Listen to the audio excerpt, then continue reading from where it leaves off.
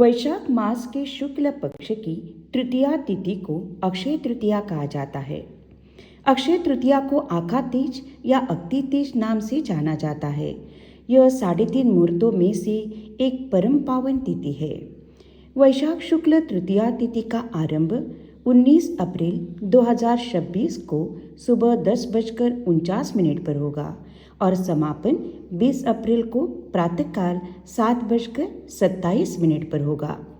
19 अप्रैल को सुबह 10:49 से दोपहर 12:20 तक पूजा का सबसे शुभ मुहूर्त है। इस दिन भगवान विष्णु और माता लक्ष्मी की पूजा विशेष फलदायी मानी जाती है। भगवान विष्णु और लक्ष्मी की पूजा से जीवन में सुख, समृद्धि और धन की वृद्धि होती है। अक्षय तृतीया का पर्व भगवान विष्णु की लक्ष्मी नारायण स्वरूप को समर्पित है। साथ ही यह स्वर्ग के खजांची कुबेर देव के लिए भी समर्पित है। मान्यता है कि इस दिन कुबेर देव की पूजा करने से धन धान्य में वृद्धि होती है। अक्षय तृतीया के शुभ अवसर पर सुबह जल्दी उठकर स्नान करें। सर्वप्रथम श्री गणेश की पूजा करें। भगवान विष्णु, माता लक्ष्मी और कुबेर देव की प्रतिमाओं को पीले फूल, चंदन, धूप और दीप अर्पित करें और पूरे भक्तिभाव से पूजा करें। ओम नमो भगवते वासुदेवाय मंत्र का यथाशक्ति जाप करें। भगवान विष्णु को कमल और पीले फूल और माता लक्ष्मी को लाल गुलाब और पीले फूल अर्पित करें। देवताओं को दूध गुड़ से बनाया कोई मीठा पकवान, खीर, फल, ककड़ी या भगवान को वर्जित चीज़ों को ध्यान में रखकर अपनी श्रद्धा से बनाया कोई भोग चढ़ा सकते हैं।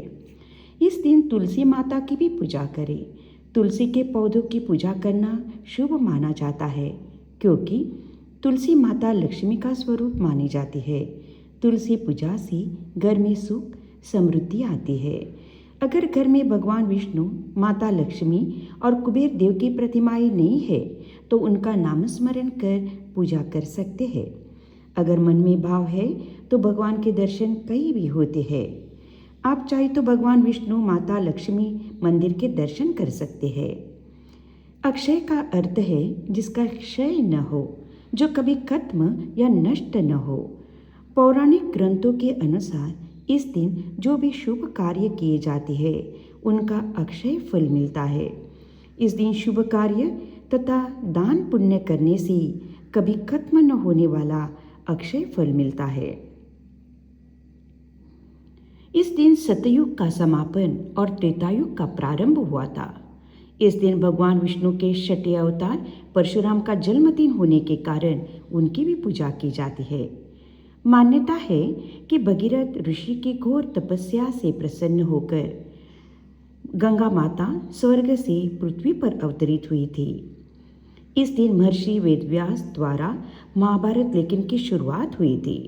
अक्षय तृतीया के पावन दिन सुदामा अपने बाल सखा श्री कृष्ण से मिलने द्वारका के महल में पहुंचे थे। श्री कृष्ण ने अपने बचपन के गरीब दोस्त को अति प्रसन्न होकर गले लगाया और बड़े ही सम्मान के साथ सहर्ष स्वागत किया था। मान्यता है कि इस दिन गंगा स्नान और भागवत पूजन से समस्त पाप नष्ट होते हैं।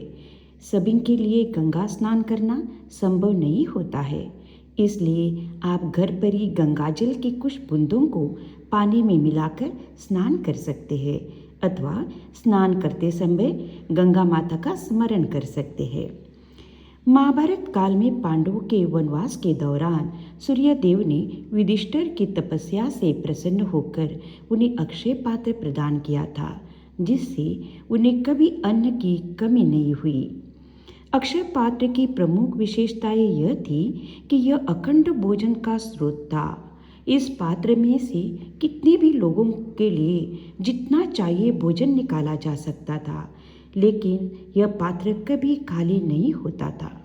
जब तक द्रौपदी स्वयं भोजन नहीं कर लेती थी, तब तक ही यह पात्र भोजन प्रदान करता था।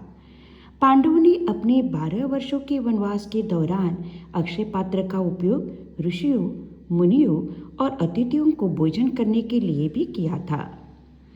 इस दिन सूर्य और चंद्रमा दोनों ही अपनी उच्च राशि में होते हैं। सूर्य मेष राशि में और चंद्रमा वृषभ राशि में होता है, जो इसे अत्यधिक ऊर्जावान और शुभ बनाता है। उत्तराखंड में स्थित प्रसिद्ध बद्रीनाथ धाम के कपाट इसी दिन खुलते हैं। वृंदावन में श्री बांके बिहारी जी के चरणों के दर्शन होते हैं। अबूझ मुहूर्त अर्थात इस दिन किसी भी शुभ कार्य के लिए विशेष मुहूर्त देखने की आवश्यकता नहीं होती है। अक्षय तृतीया की संपूर्ण अवधि शुभ मुहूर्त ही होती है। इसलिए इस दिन बिना पंचांग देखे शुभ एवं मांगलिक कार्य जैसे विवाह, गृह प्रवेश, भूमि पूजन, नया व्यापार आरंभ कर सकते हैं। वैसे ही वस्त्र, सोना या सोने के गहने, घर, भूखंड, वाहन आदि की खरीदारी की जा सकती है। इस दिन नए वस्त्र, आभूषण आदि धारण करने और नई संस्था, समाज आदि की स्थापना अथवा उद्घाटन का कार्य श्रेष्ठ माना जाता है। सभी कार्य इस दिन स्वयं सिद्ध माने जाते हैं। इस दिन पीतल, तांबे या चांदी के बर्तन, विशेषकर कलश या दीपक जिन्हें पूजा में उपयोग किया जा सकता है, मिट्टी के दीपक, कलश, पूजा साहित्य, घरेलू सामान या चावल, नमक, हल्दी ऐसी भी सामग्री खरीद सकती है। इन चीज़ों को खरीदना बेहद शुभ माना जाता है। आप ऐसी सामग्री खरीदें जो समृद्धि और पोषण का प्रतीक है। इस दिन चाकू या धारदार वस्तुओं की खरीदारी नहीं करनी चाहिए। शुभ रंग अक्षय तृतीया पर पीला, सुनहरा, लाल या हरे रंग के कपड़े पहनना शुभ माना जाता है, क्योंकि ये भाग्य, समृद्धि, लक्ष्मी जी की कृपा और नई शुरुआत के प्रतीक है। इस दिन भगवान विष्णु और माता लक्ष्मी की पूजा में पीले सुनहरे कपड़े पहनना सबसे उत्तम माना जाता है। पीला और सुनहरा यह रंग गुरु यानी बृहस्पति, भगवान विष्णु और माता लक्ष्मी से जुड़ा है, जो भाग्य, समृद्धि और धन का प्रतीक है। लाल रंग ऊर्जा और शक्ति का प्रतीक है, जो देवी लक्ष्मी को प्रसन्न करने के लिए पहना जाता है। हरा रंग नई शुरुआत, प्रकृति और समृद्धि का प्रतीक है, जो जीवन की सकारात्मकता लाता है। अक्षय तृतीया के दिन असहाय, निर्धन, जरूरतमंद लोगों को अन्न, वस्त्र, धन या अन्य वस्तुओं का दान करने से विशेष पुण्य मिलता है। पूर्वजों के नाम पितृपूजा या दान, अन्नदान करने से पितरों को शांति और तृप्ति मिलती है। पितर तृप्त होकर सुख, समृद्धि का आशीर्वाद देते हैं। इस दिन आप अपनी यथाशक्ति असहाय, गरीब, जरूरतमंद लोगों को दान कर सकते हैं, जिससे आपको भगवान का आशीर्वाद और पुण्य की प्राप्ति होती है। अक्षय तृतीया की आपको हार्दिक शुभकामनाएं। अक्षय तृतीया के पावन अवसर पर भगवान से यही दुआ है कि आपकी आकांक्षाएं पूरी हो, आपके जीवन में सुख, समृद्धि और सफलता प्राप्त हो और आपके जीवन में सदा सुख शांति बनी रहे।